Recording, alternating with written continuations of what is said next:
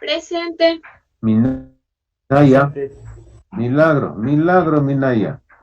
Montero, Presente. Morales, Presente. Morán, Presente. Moreno, Presente. Morillo, Presente. Murillo, Presente. Navas, Presente. Nicolalde, Presente, doctor. Nieto, Presente. Olipa, Presente. Oña, Presente. Orozco, Presente. Pancha, Presente. Peñarrieta, Presente. Pérez, Presente. Perugachi, Presente. Pico, Presente. Quimbita, Presente. Kinga, Presente. Quirós, Presente. Reynoso, Riera, Presente, doctor. Muy buenas tardes. Rocha, Presente, doc. Rodríguez, Presente. Sánchez, Presente. Sandoya, Presente. Segovia, Presente. Simba, Presente. Suárez, Presente. Truquillo, Presente. Tacipanta, Presente. Toaquiza, Presente. Torres, Presente. Tuárez, Presente. Tupiza, Presente. Vaca, Presente. Vázquez, Presente. Viñanzaga, Presente. Chapaxi Eh. y una panta, Presente. Turita. Presente. Perfecto. Presente. Muy bien. Oh, buenas tardes. Buenas Disculpe, tardes. llegué atrasado. Se entraba por Lamento, internet. qué pena, o sea, no cogiste el bus a tiempo. No, ya se Ahí me están subió los líos. la yaguachi. No. Doctor, buenas Bueno, tardes. vamos continuando con el asunto. Ahí sí se ve la pantalla. Sí, ahí sí se ve. Ya. Entonces nos habíamos quedado en esto, en los aspectos fundamentales de los fármacos, y íbamos a entrar a las contraindicaciones. ¿Qué es esto de las contraindicaciones? Nos dice, algunos medicamentos no deben administrarse a enfermos que padecen alguna enfermedad anterior. ¿A qué se refiere esto? ¿Qué sé yo? Si el paciente tiene una úlcera sangrante, no le vamos a poder dar aspirina, no le vamos a dar antiinflamatorios, porque eso va a aumentar más el riesgo, ¿no? Eso es en definitiva lo que nos quiere decir. Las contraindicaciones son las situaciones especiales, dice, por ejemplo, embarazo, lactancia. Ustedes saben que en la lactancia la totalidad, si no es la totalidad, al menos de fármacos pasan a través de la leche materna. Y ese niño que está recién con sus órganos intentando medio ponerles a punto, entonces puede haber reacciones. Por eso siempre hay que averiguar si la mujercita está embarazada, si está dando de lactar, etcétera, etcétera, ¿no? Enfermedades o trastornos que tiene el paciente que le impiden tomar la medicación. Ejemplo, en los diabéticos están contraindicados los corticoides, ya que producen hiperglucemias, aumentan el azúcar en sangre, ¿no? Dando estos corticoides, ya que producen hiperglucemia, y si la causa de esta contraindicación es la aparición de efectos indeseables. Ese es un defecto indeseable o un efecto, mejor dicho, por eso hay que averiguar en la historia clínica los antecedentes patológicos personales. Interacciones farmacológicas. Una pregunta, doctor. Sí. En eso del embarazo, ¿también afecta cuando recién está embarazada o ya depende de los meses? A ver, durante el primer trimestre del embarazo, negado, salvo por prescripción del ginecobstetra, valorando el riesgo-beneficio, pero normalmente a la embarazada no hay que darle, salvo que hubiera un riesgo marcado, entonces ahí, insisto, valorando el riesgo-beneficio. ¿Estamos claros? Porque el fármaco pasa a través de la placenta, llega al producto del pecado, y eso puede alterar al niño, al feto o al embrión, pues, ¿no? Entonces hay que tener cuidado en eso. Doc, una pregunta. ¿Sí? Y si, como usted dijo hace la anterior clase, un medicamento dura en el cuerpo, puede durar hasta 50 días así, u horas. Y si se toma un medicamento, puede también perjudicar a si se embarazó después de ese tiempo. Claro, pues, Sí, no ve que si está circulando el fármaco ahí, si estamos teniendo, hay medicamentos que duran hasta 20, 30, 40, 50 horas en el organismo, ¿qué quiere decir? Que está ahí, pues. Entonces hay que tener cuidado. Por eso no es cuestión de coger, tómese y se acabó. Se corre el riesgo de dañar ese producto, corre el riesgo de dañarle a la madre, en fin, una serie de circunstancias. Eso no es manejo de ustedes, es manejo del médico. ¿Estamos claros? Ya. En estas interacciones, modificaciones en el efecto de un fármaco como consecuencia de la presencia de otros fármacos, alimentos, agentes ambientales o técnicas de fisioterapia. Tomará en cuenta que los alimentos es una circunstancia que impide que el fármaco se absorba más rápidamente. Es por eso que a veces indicamos y decimos, tómese con el estómago vacío para que la absorción sea más rápida, o tómese con estómago lleno en el caso de los antiinflamatorios no esteroidales. para que no produzcan esas gastritis o las molestias de las gastritis que ocasionan sean no muy intensas. Entonces hay que tener en consideración esas cosas, ¿no? Entonces, embarazo, lactancia, fermento, para tomar la medicación, en fin. Sin deseados, me olvidé acá. La mayoría dice de las asociaciones entre dos medicamentos pueden provocar interferencias, pero no suelen tener repercusión clínica. Sí, tomarán en cuenta que los fármacos compiten por los receptores, a veces tienen un mismo receptor, entonces el que primero llega es el que primero va a tener su acción, pero, por eso hay que dar espaciado. Hay pacientes que toman 8, 10, 12 medicamentos al día, entonces se les da con intervalos por lo menos, mínimamente de 30 minutos, mínimamente. Entonces no es que cojo, me olvidé y me tomo 3, 4 tabletas de una. Cuidado, no sabemos cuál receptor es el que va a ocupar tal o cual medicamento y el resto puede desperdiciarse. Entonces hay que considerar estas situaciones, ¿no? Ahora, ¿cuáles son las características del medicamento ideal?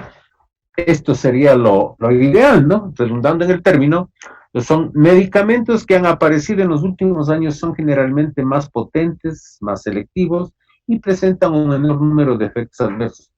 Menor número, pero igual presentan, ¿no? Entonces, sí.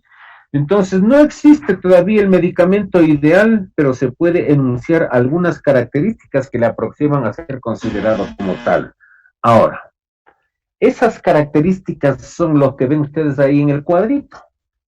Debe ser eficaz, seguro, selectivo, reversibilidad del efecto, de bajo costo, sin interacciones medicamentosas y ausencia de tolerancia y dependencia. Esto sería genial, pero las cosas no son así. Esto es a lo que se aspira, pero lamentablemente no es así. Ahora bien, ¿qué es la eficacia? Cuando el efecto que produce es el deseado, lo que se cumple en muchos casos, el efecto analgésico, antiinflamatorio, antitusígeno, antitérmico, ese es el efecto, ¿no es cierto? Por eso la eficacia, hablamos de que un medicamento es eficaz cuando cumple estas características, ¿no? Segundo, seguridad.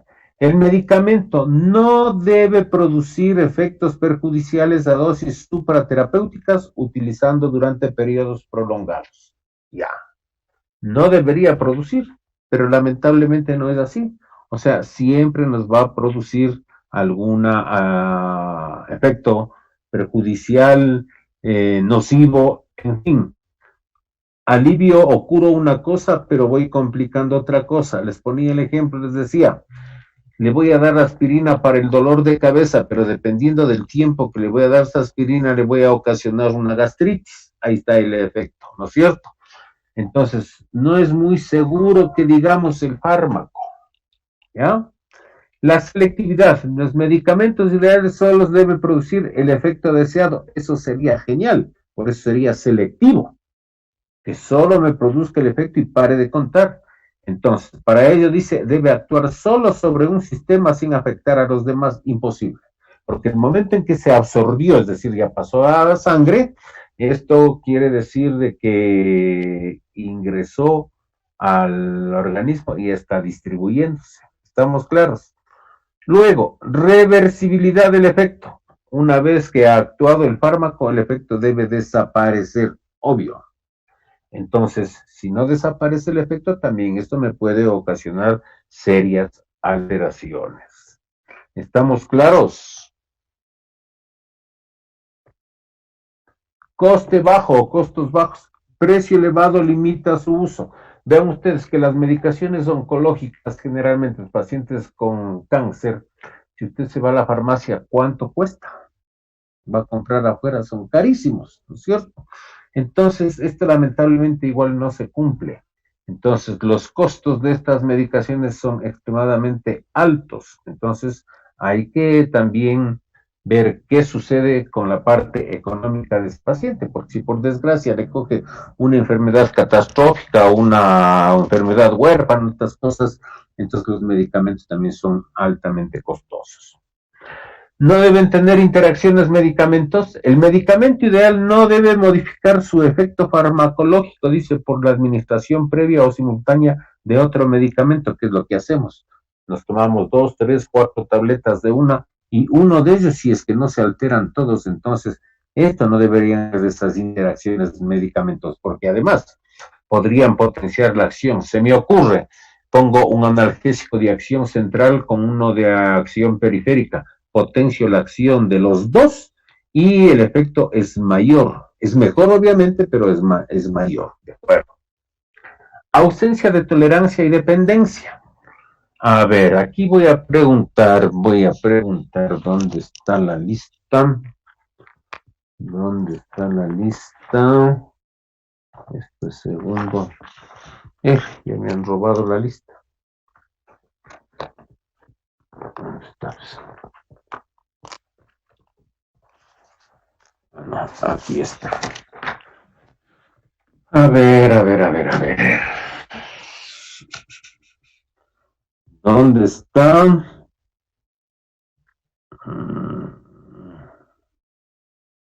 Limaico. Presente, doctor. Ya. Señorita, ¿qué entiende por tolerancia? Ya, por tolerancia yo le entiendo como cuando no hay necesidad, o sea, de ir aumentando progresivamente las dosis, porque no va a tener ese síndrome de abstinencia, me parece que se llama, cuando hay muchísima ansiedad. ¿Y la dependencia? En cambio es cuando, o sea, como que ya hay una compulsión para Póngame un tomar el ejemplo. fármaco. Póngame un ejemplo. A ver, por ejemplo, en De el dependencia. de dependencia. Podría ser en el caso de la morfina, que muchas ¿Ya? personas... De acuerdo. Ya, perfecto. Ay, El caso de las drogas también. Marihuana, cocaína, heroína, todo eso, esas en dependencia.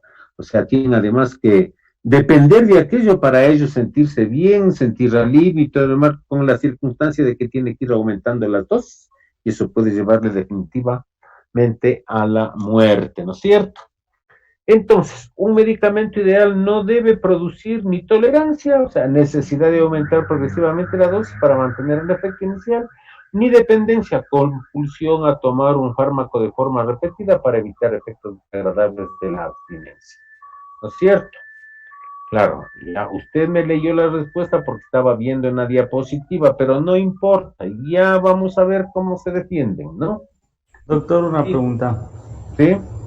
Y en el caso de las personas que tienen cáncer, ¿por qué tiene que ir en cambio aumentándole los medicamentos? Lamentablemente en esas circunstancias los dolores van aumentando en intensidad y obviamente el paciente tiene que estar, o digamos, tratar de bajar esa intensidad del dolor que se ha presentado para que tenga una calidad de vida más o menos estable, más o menos adecuada. Pero obviamente, dependiendo del tipo de fármaco que utilicemos, si utilizamos la misma morfina, la dosis letal 50 es muy estrecha, entonces eso puede producirle definitivamente la muerte. Entonces hay que buscar alternativas de fármacos para mantener por lo menos estabilizado el dolor y que esto no vaya en aumento. Sin embargo, hay pacientes que no, o mejor dicho, la medicación no surte el efecto que queremos y lamentablemente pues tendremos que ir utilizando ya fármacos de última generación como último recurso hasta que les llegue el momento. Esas son las circunstancias. ¿Ya? Ahora, ¿cómo se clasifican estos? Una pregunta, disculpe. ¿Sí? Y una pregunta, tal vez, o sea, si una persona toma un medicamento, ¿es posible que el organismo se haga más, o sea, se haga más tolerante y se tenga que subir la dosis después? Puede sucede con los analgésicos de acción central. Hay que ir aumentando las dosis para que disminuya la intensidad de los síntomas, ¿no es cierto?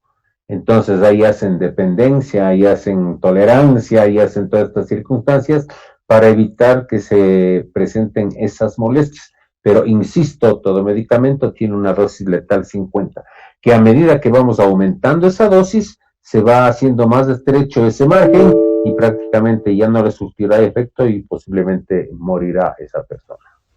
¿Estamos claros? Doctor, una pregunta. Los antidepresivos podrían decir que comparten tanto la dependencia como la tolerancia, porque hay un momento en que ya no hace ese efecto. Todo medicamento puede, más que dependencia y tolerancia, ahí el asunto es también de orden psicológico, cuidado.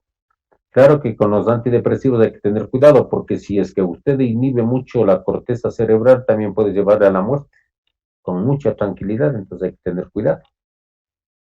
¿Ya? Es por eso que cuando ustedes cogen sus pacientes que están medicados y están tomando este tipo de medicación, usted tiene que saber qué es lo que está tomando, porque si toma antidepresivos y usted está haciendo fisioterapia, no va a tener el mismo efecto que cuando una persona no toma este tipo de medicación, entonces va a sentirle flácido, en fin, y usted no va a ver ninguna respuesta a su procedimiento fisioterapéutico, entonces hay que estar alerta frente a esas circunstancias.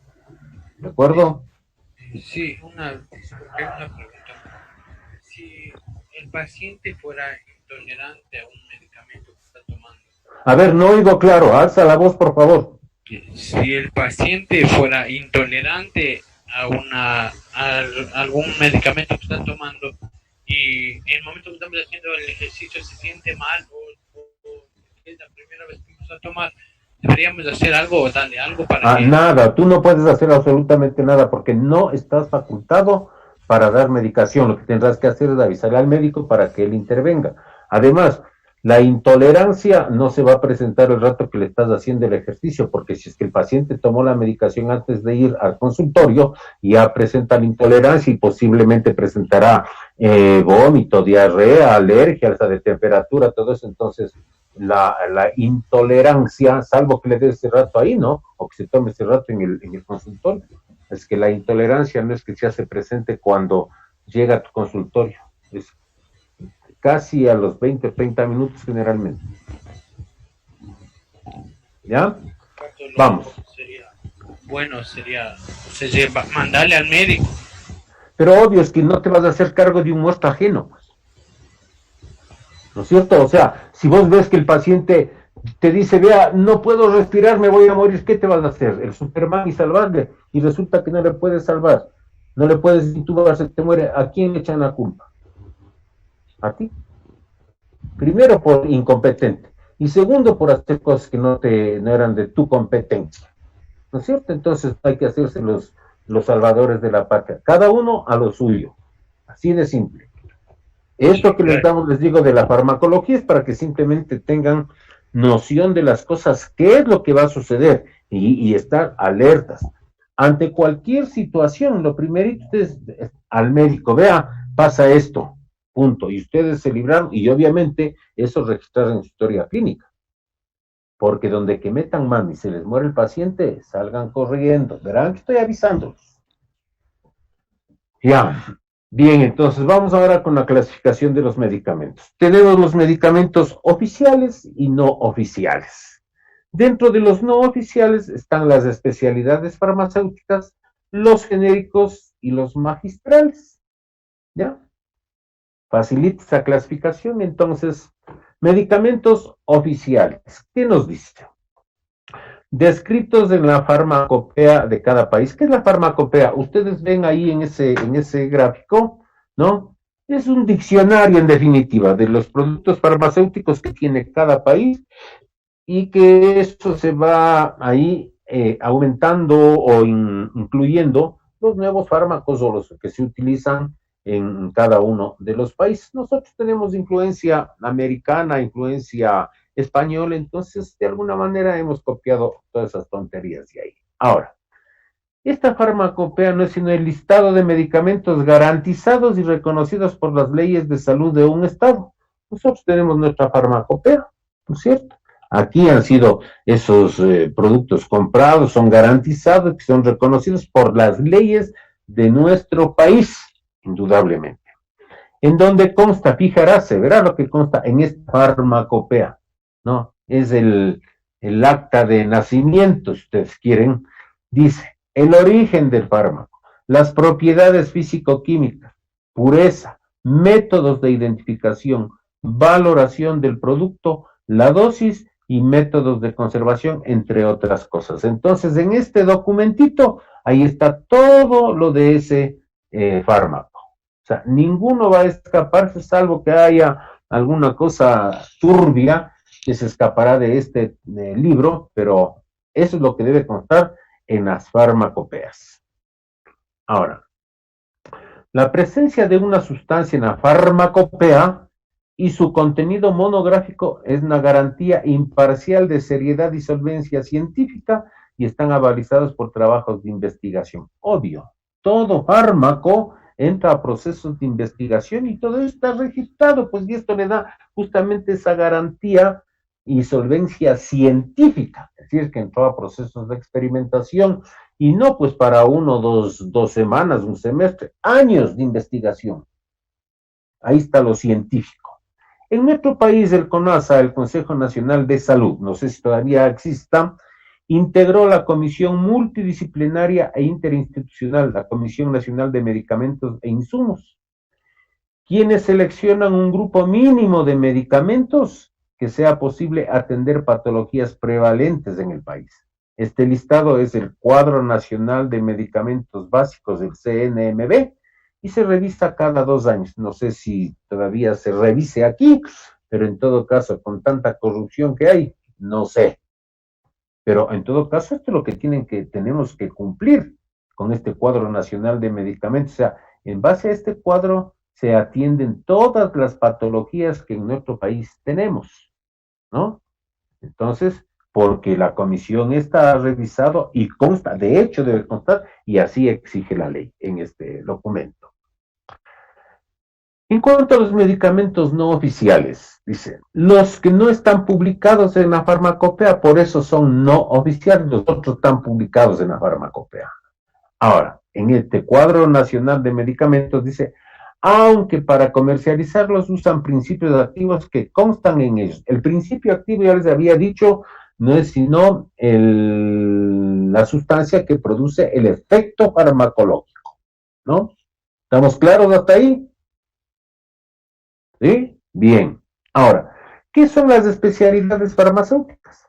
No son sino preparados por la industria farmacéutica, ¿no es cierto? De monopolio que tenemos para expender con un nombre de patente registrado y registro sanitario. Ejemplo, aspirina es el nombre comercial, que la casa Bayer le puso aspirina, otra casa le puede poner a la misma aspirina Winadeine, por decirle, ¿no es cierto? O sea, son dos laboratorios diferentes para un mismo principio activo, con los mismos efectos farmacológicos, pero de diferente casa. Pero para las dos fabricantes, el principio activo seguirá siendo el ácido acetil salicílico. O sea, ahí está el nombre genérico. El nombre comercial le pone cada laboratorio y dependiendo de eso y del laboratorio le costará más o menos, así es que hacemos una comparación de los costos de los medicamentos, ¿no? El registro sanitario consta, fijará, se verá, para que tenga un registro sanitario, un fármaco debe constar el envase estándar, la fórmula constitutiva del producto, concentración, los principios activos y excipientes. ¿Qué son los excipientes? Son las sustancias que están envolviendo al principio activo. Las indicaciones, nombre del propietario de la patente, fecha de expedición, nombre comercial y nombre genérico. Si yo le digo, vaya, compre Voltaren. Voltaren es el nombre comercial de uno de los laboratorios, pero el principio activo del Voltaren es el diclofenac sódico o diclofenaco, ¿no es cierto? Ese es el principio activo, ese es el genérico, el diclofenaco. Y la casa le puso alguna tontería más y le da el nombre comercial diclofenaco. Ahí tienen el ejemplo clarísimo de esto. Aquí venimos con los genéricos. Son elaborados por la industria farmacéutica, pero no comercializados con su nombre patentado, sino con el nombre internacional del principio activo. Es decir, En Ecuador, la aspirina como principio activo tiene el ácido acetil salicílico. En la China, y todos quienes sepan leer, igual va a tener el mismo nombre del principio activo, qué sé yo, pues digamos, ácido acetil salicílico, y con algún nombre en la escritura china o japonesa, pero igual seguirá siendo ácido acetil salicílico. ¿Estamos claros? La nifedipina, por ejemplo, es una sustancia calcio antagonista, hipotensora, es decir, baja la presión arterial, y antianginosa. Además, disminuye o elimina el dolor o la angina de pecho, el dolor de pecho, eso es antianginoso. Consta en las farmacopeas europea y americana y en el cuadro nacional básico, por tanto es el medicamento oficial para esos países. Los laboratorios Bayer de Alemania fabrican este producto y comercializan como especialidad farmacéutica bajo el nombre patentado de Adalat. Ahí está, ¿no? Fíjese usted, así está patentado, entonces con el nombre comercial. Otros laboratorios envasan este fármaco y lo venden con el mismo nombre de nifedipina, es decir, como medicamento genérico. ¿Ya?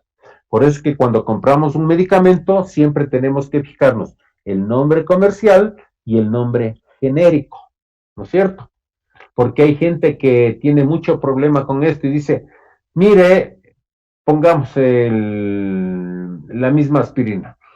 El medicamento que tomaba se llamaba, voy al otro porque no han tenido, y me dan este otro medicamento que no me surte efecto, y digamos que se llamaba, qué sé yo, pongamos el mismo Winadeine.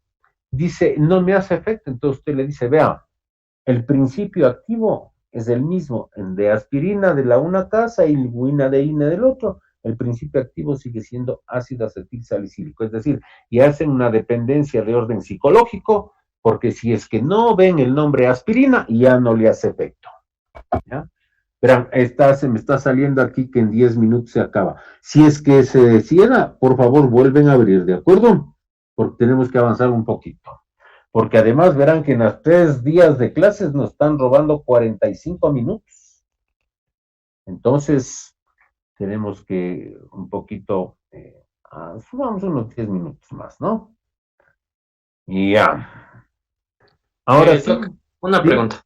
Sí. En ese caso de los medicamentos genéricos y de nombre comercial, ¿por qué varía bastante el costo?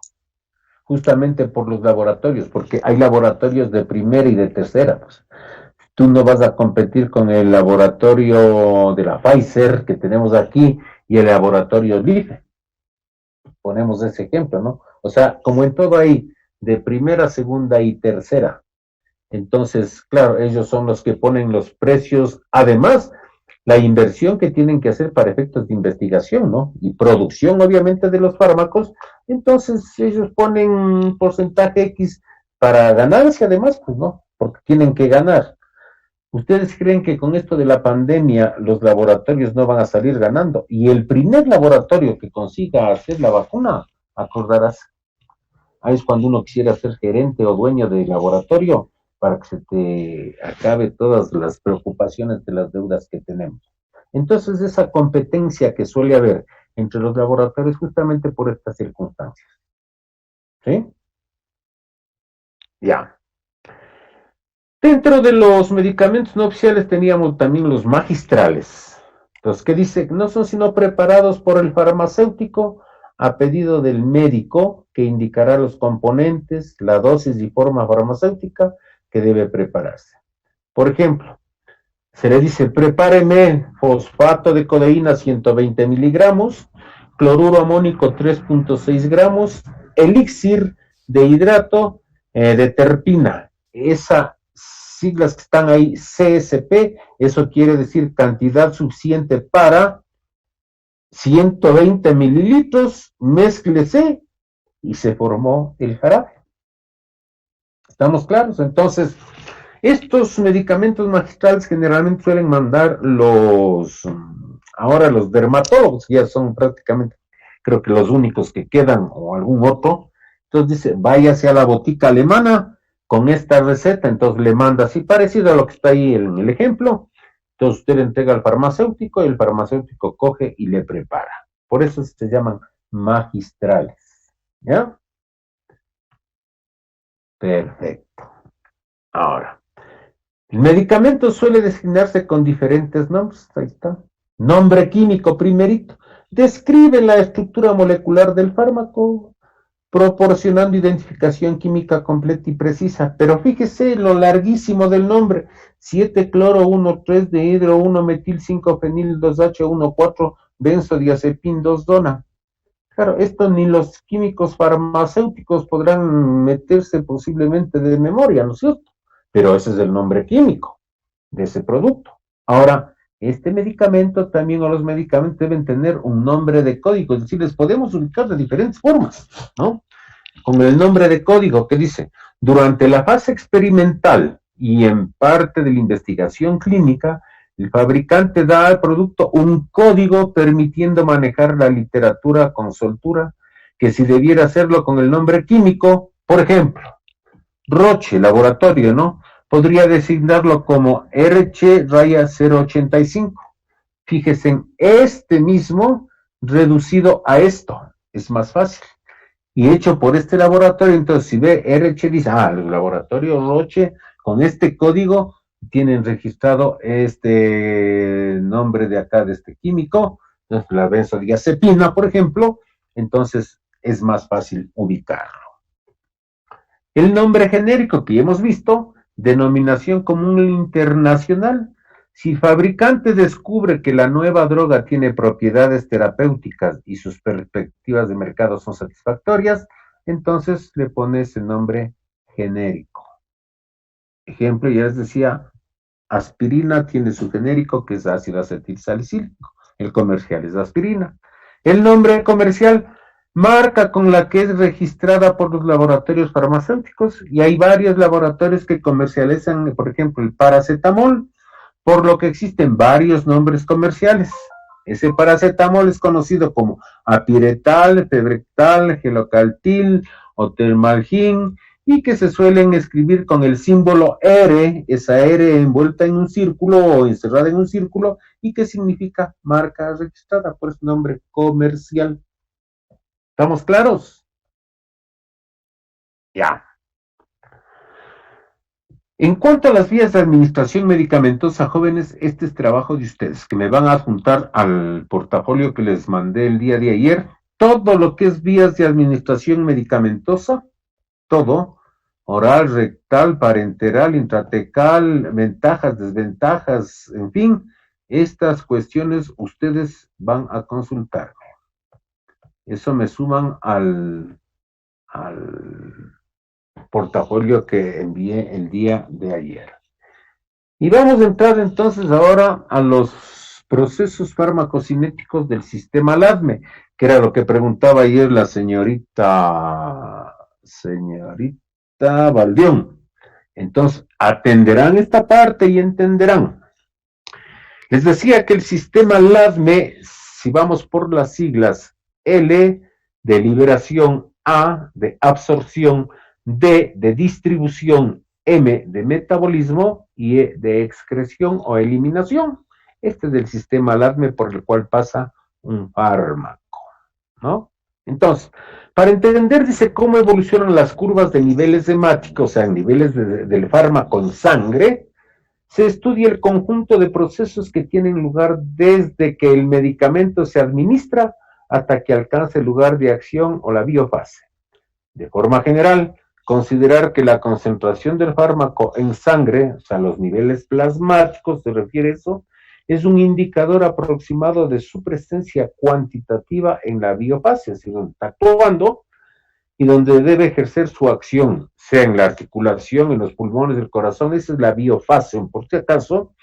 Por esa razón, la farmacología utiliza en su desarrollo conceptual las denominadas curvas de niveles plasmáticos. Entonces yo puedo titular un fármaco y ver en qué cantidades está circulando ese fármaco, y esto en general hacemos las titulaciones cuando se toman benzodiazepinas, cuando se toman tranquilizantes, cuando se toman todas estas cosas, para ver en qué condiciones está. o en los pacientes epilépticos cuando estamos utilizando estos medicamentos. Bien, entonces el proceso LADME, fíjese, inicia el fármaco en la forma de administración, le doy por la boca, ¿no es cierto? El momento en que le doy por la boca tiene que llegar ¿a dónde? Al estómago, ¿no es cierto? Llegó aquí al estómago y aquí tiene que liberarse. ¿Se acuerdan esos excipientes que dijimos en antes? O sea, el principio activo está envuelto en eso, sea en almidones, en talcos, en lo que sea, está envuelto ahí, cubierto. Entonces, llega al estómago, aquí tiene que liberarse ese principio activo, ¿no es cierto? Luego de que se ha liberado, viene la absorción, tiene que absorberse. Ahí está, el 1 ya estaba liberación, verán, irán viendo, ¿no? Por eso he puesto en rojo las iniciales, la primera letra. Viene la absorción, ya está la. Tiene que absorberse, pasar a la sangre, ¿no? Ahora, bien, el momento en que pasó a la sangre, el compartimiento central está en el fármaco libre, ¿no es cierto? Entonces viene a ¿qué? A la distribución. Tiene que distribuirse, ¿no? En el compartimiento periférico y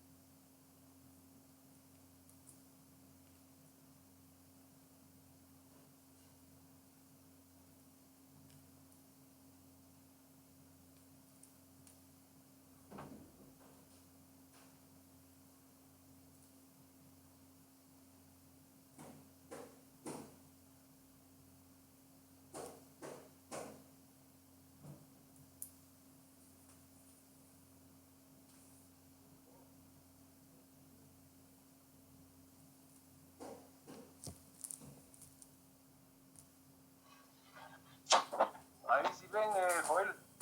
Sí, ahí sí se puede ver. No sé si me puede activar otra vez la... Ah, ya. Por favor.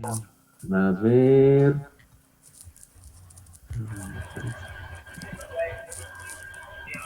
Ya. ¿Ya estás? Sí, ya está. Ya. Entonces, estábamos en esto. La absorción ahora. A ver, regresemos donde estábamos. Ya. Entonces ahí estaba ya distribuyéndose en los compartimientos central y periférico, ¿no? Viene al proceso del metabolismo. Entonces aquí metabolismo que se produce, alteraciones por acciones de elementos bioquímicos, y finalmente estos tienen que ser eliminados. ¿A través de qué? Justamente del riñón principalmente y otros órganos que forman parte de esto. Analgésico, antiinflamatorio, antipirético, antimicrobiano, etcétera, etcétera. Entonces, así está entendido y se le entiende al proceso LADME como tal. Ahora, fíjense la liberación. Vamos a aclarar esto. Tomando como ejemplo, dice una administración oral, el fármaco debe disolverse para poder ser incorporado al organismo. Obvio, tiene que liberarse pues, la sustancia. O sea, se libera el fármaco, está atrapado el fármaco. Digamos que mi puño es la envoltura, en la mitad tengo el principio activo. El momento en que ingresé al estómago, a través de la boca, ¿qué hago? El jugo gástrico y todo eso va a desprender toda la envoltura, el momento se libera el principio activo y eureka, ¿no es cierto? Excepto nos dice... excepto en el caso de administrarse como una disolución, que es diferente para cualquier forma agregada. Por ejemplo, un comprimido, la liberación es el primer proceso que sufre el fármaco, o sea, esto es vía oral, ¿ya? Es decir, la separación del resto de componentes que constituyen la forma farmacéutica. Esta etapa finaliza siempre con la disolución del fármaco para que pueda ser absorbido. Hablamos de absorción cuando ha pasado a la sangre a través del intestino delgado. Seguimos con la liberación. En el caso de un medicamento de aplicación tópica, es decir, que me voy a poner una cremita, eso es tópico. El fármaco es simultáneamente cedido y disuelto en la piel o en la mucosa donde se ha aplicado por acción de la humedad transepidérmica. Acordarás que la piel es húmeda, ¿no? Entonces, a eso se refiere esa circunstancia. Entonces, tomarán en cuenta que no es lo mismo el proceso LADME de un fármaco vía oral que un fármaco en una disolución o que un fármaco de uso tópico, ¿no? La absorción. Luego de la liberación se tiene lugar la absorción, en el que el fármaco accede a la circulación sistémica en donde atraviesa las diferentes barreras fisiológicas existentes hasta llegar a la sangre. Por ejemplo, la pared intestinal, el epitelio capilar intestinal, sistema porta, hígado y finalmente la circulación general. Es decir, cuando el fármaco ya está en sangre, pasando todas las barreras que tiene que pasar, entonces se ha absorbido. La vía de administración determina la absorción del fármaco. No es lo mismo dar un fármaco vía oral, la absorción va a ser más lenta que poner un fármaco directamente a la vena. ¿Cierto? Ejemplo. Tengo dolor de estómago y se me ocurre, le vamos a dar a ese paciente una buscapina compuesta en tableta. Y tengo otro paciente con las mismas características y a este otro le pongo una inyección intravenosa. ¿Cuál mejorará el dolor más rápido? A ver, Juan Sebastián, ¿cuál mejorará más rápido? Yo creo que la intravenosa. Exactamente, ¿no es cierto? Entonces, eso tiene que ver mucho la vía de administración. Ahora, claro, hay gente que dice, vean, ahorita me tomé la tableta y no me pasa el dolor, pero es que es obvio, pues. Hasta que se libere el principio activo y se absorba y empiece a actuar, ha de pasar mínimamente entre 30 a 40 minutos pues, para que haga efecto. Entonces no es como la inyección directo a la vena y me pasa casi instantáneamente. Entonces hay que tomar en cuenta eso al momento de que prescribimos alguna medicación. Entonces esta vía de administración, en fin, la absorción del fármaco, excepto en el caso de la intravenosa, dice, en la que la dosis del fármaco va íntegra al torrente circulatorio, por tanto no hay absorción, porque ya se hizo el paso, está directo, estamos inoculando en la sangre. Y en las otras vías la absorción del fármaco nunca es completa, ¿sí? Porque se eliminó, se metabolizó. Todo lo que mandamos por la boca, me refiero a fármacos, entonces tiene que pasar por el hígado y eso se llama efecto de primer paso. Ahí se forman en los metabolitos. Eso se llama el efecto de primer paso. ¿Ya? Entonces esos metabolitos tienen que ser eliminados. ¿Ya? Seguimos. Tener en cuenta, dice, que muchos fármacos, poco después de ser absorbidos por vía oral, son inactivados en parte por el hígado. Ahí está, vea usted. Efecto o metabolismo de primer paso, lo que les acabé de decir. Consecuentemente, la cantidad de fármaco que llegará inalterado a la circulación sistémica será inferior al administrado. Claro. ¿Por qué? Porque ya pasó por el hígado, ya se formó un metabolito ahí, complicados. Todos los fármacos experimentan una absorción determinada para cada vía de administración. Entonces, esto de las vías que les digo, ustedes tienen que prepararme y ya tienen que darme las razones del por qué. La absorción oral es variable dependiendo de factores físico-químicos propios de la sustancia, la solubilidad, el tamaño de la partícula, el grado de hidratación, si es una sal o es un éster, etcétera. Formulación del medicamento, comprimido, cápsula, tipo y características de los coadyuvantes o excipientes. Verán que aquí van apareciendo términos que ustedes deben haber visto en primero con el doctor Parker, si mal no recuerdo, con cualquier otro profesor que les dio química o bioquímica, esto de ésteres, sales, todo eso. Entonces estudiaránme, porque yo rato menos pensado les tomo una prueba y le digo, póngame la fórmula de un éster, de un alcohol, de una acetona, esas cuestiones. O sea, la parte química ustedes tienen que estar a la perfección. Yo en eso no me voy a detener, pero sí tengo derecho de preguntar justamente porque va apareciendo aquí en esto. En cuanto seguíamos en la absorción, pues influyen además variables fisiológicas, la microflora intestinal, las enzimas del lumen que están ahí, la velocidad de vaciado gástrico, tiempo de tránsito intestinal, flujo sanguíneo hepático, etc. Estos factores pueden verse afectados por el ejercicio físico que realice el paciente, claro, ¿no es cierto? Entonces, todas estas cosas uno debe tomar en cuenta, señoritas y señores, cuando administra medicación a los pacientes. Vamos a la distribución. Una vez que las moléculas absorbidas, nos dice, del fármaco han llegado a la circulación sanguínea, tiene lugar la famosa distribución, ahí está la del ADME, por el organismo hasta alcanzar un estado de equilibrio dinámico entre concentraciones en las diferentes zonas del organismo. 1. Primerito. Disueltas en el plasma, esas moléculas, eso se llama fármaco libre o fracción libre del fármaco. Y es la forma activa, ya que es la única que puede salir del torrente sanguíneo para acceder al lugar de acción. ¿Vean? La forma libre, porque hay una forma que está ligada a las proteínas. Tomará en cuenta esto. 2. Fijadas a proteínas plasmáticas, fármaco ligado. La unión a proteínas, que son normalmente la albúmina, las beta-globulinas, alfa-glicoproteínas, pero la más importante, todas son importantes, pero esta es la que más se ve, la albúmina, ¿no? Esta proteína, ¿ya? Y es reversible, y la fracción del fármaco ligado a estas proteínas constituye un reservorio, liberándose a medida que va disminuyendo la fracción libre. O sea, verán que teníamos la fracción libre y fracción ligada. La fracción libre es la que está actuando. A medida que esto va disminuyendo, la fracción ligada le va dotando al torrente circulatorio, al fármaco, para que siga ejerciendo su efecto, ¿sí? Hay 2 puntos de anclaje para los fármacos en albúmina que están bien delimitados. Tercero, las partículas estas incorporadas en el interior de la célula, acumuladas, ejemplo, los hematíes en la sangre, ¿no?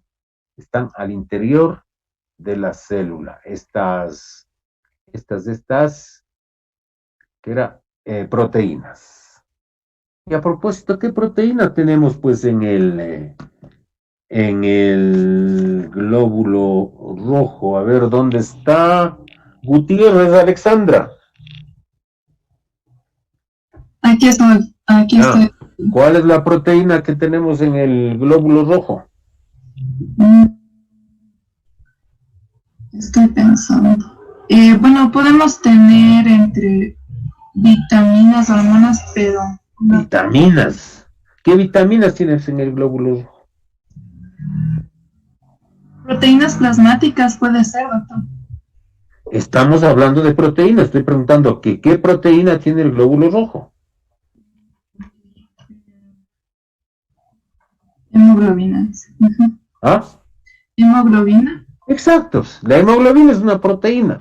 ¿Y de qué se encarga la hemoglobina en el glóbulo rojo? De dar la coloración a la De sangre. dar la coloración. Y nada más. O sea, sería un desperdicio tener solo hemoglobina para que me dé el color en la sangre.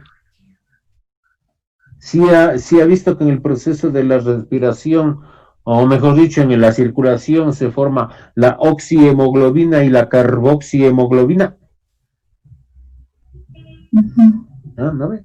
Entonces no es solo para que me dé el color, además que me está transportando oxígeno, obviamente, para que se produzca la hematosis, el cambio de gases a nivel del pulmón y todo esto, o sea, para esas cosas, entre otras, ¿no? Pero principalmente esas. Bien. Ahora, el paso del fármaco, dice, de los capilares sanguíneos, el paso del fármaco de los capilares sanguíneos a los tejidos solo se puede producir si el fármaco está libre, fíjese. O sea, si está ligado a las proteínas, nananina, naranjas, y en función de sus características físico-químicas, el tamaño molecular o grado de unión a proteínas plasmáticas siguiendo diferentes mecanismos. ¿Cuáles son esos mecanismos que hay que seguir? La difusión pasiva o difusión simple. Estos son conceptos que ustedes ya vinieron estudiando en sus ilustrísimos colegios, ¿no? Entonces, esa difusión simple a favor de un gradiente de concentración a través de la membrana fosfolipídica. ¿Verán? Gradiente de concentración. El transporte pasivo, en sus dos modalidades, mediado por canales ionóforos o por carriers también, transportadores, esos son los carriers, los vehículos que le van a transportar. Procesos sin consumo de energía, ya que tienen a favor de el gradiente de concentraciones. Entonces, fíjese ahí, vea, esos mecanismos que tiene que seguir. Tercero, el transporte activo, mediados por transportadores que consumen energía, dado que actúan contra el gradiente de concentración. La filtración entre espacios intercelulares, es decir, entre células, la pinocitosis, que no es sino la captación de material del espacio extracelular por invaginación. Invaginar, a ver, ¿dónde está Lema? Lema. Aquí, doctor. Ya. ¿Qué es la invaginación? La invaginación. Hablando en el proceso de pinocitosis, ¿no? ¿Qué es la invaginación es cuando... ¿Cómo explicar? Es cuando, digamos, es una lámina que se fusiona para realizar un tubo. Lámina para... No, mijita, verá. Le voy a poner... Aquí tenemos una ameba y aquí tenemos un cuerpo extraño, digamos. ¿Qué hace? La ameba camina, se mueve, ¿no es cierto? ¿Y qué hace? ¿Qué hace? Empieza a introducir, le envuelve con su capa externa, ¿no es cierto? Como no tiene boca para comerle, ¿qué es lo que hace? Llega y se va haciendo esto, coge, le empieza a envolver, la invagina, o sea, le mete hacia adentro de la célula, y el momento que está adentro, que ya lo ha envuelto, todas las enzimas que tiene esa ameba van y actúan sobre esa sustancia que metió y le destruye, así de facilito. Eso es invaginar, hacia adentro, invaginación. ¿Estamos claros? Ya. Vean, entonces por invaginación de la membrana citoplasmática, con desprendimiento hacia el interior celular de una vesícula que contiene líquido con posibles moléculas disueltas o partículas sólidas en suspensión. La pinocitosis puede describirse como la fagocitosis de moléculas solubles. ¿Qué hace un fagocito? Comer, o sea, envolver a la sustancia, meterle y hacerle pedazos adentro, ¿ya? En esta la membrana se repliega creando una vesícula pinocítica y es de esta manera como las grasas que son insolubles pasan a la luz del intestino al torrente sanguíneo. Vea usted, entonces está el proceso o estos procesos que tiene que seguirse. Ya terminamos el proceso LASME y ahí vamos a quedarnos, ¿no? Esta distribución, dice, depende además de la resistencia fisiológica particular, que es mínima en los capilares hepáticos, donde hay intercambio y máxima para acceder al sistema central, la barrera hematoencefálica, ¿no es cierto? Ya, ahí vamos a quedar en estos factores. ¿Estamos claros, jóvenes? No se olviden entonces, este trabajo que está adicionado, Joel, asómate en la sala, por favor. Aquí. ¿Para cuándo era el portafolio? Para el día... miércoles. Miércoles. El miércoles me entregan este portafolio, incluido este trabajo. Ahí, ¿de acuerdo? Me subes a la carpetita que está puesta. Sí. Que te di, por favor. Sí, No cojo un trabajo más después de que tú me has enviado, no me vas a decir después, no doctor, sí mandó, pero me he olvidado porque ahí te sanciona a ti. Lo que tú me mandas, eso es lo único que calificaré, ¿estamos claros? Entonces ya tenemos suficiente materia como para hacer alguna pruebita, además, ¿no es cierto? Entonces, bien jóvenes, ¿cuándo nos ponemos de acuerdo para llenar la hoja de leccionario? Hoy día podemos hacerlo. ¿Ahora? Sí. Ahorita, sí. Ya, hecho. Sino que necesito que también Santiago se quede. ¿Sí puede? Sí, o hacemos otra reunión. Que se quede nomás, no hay problema. Ya. Entonces, listo. Nos vemos, jóvenes. Ya, desconecten el ritmo, solo se quedan los dos. Hasta luego. Hasta luego. Hasta luego, doctor. Hasta luego.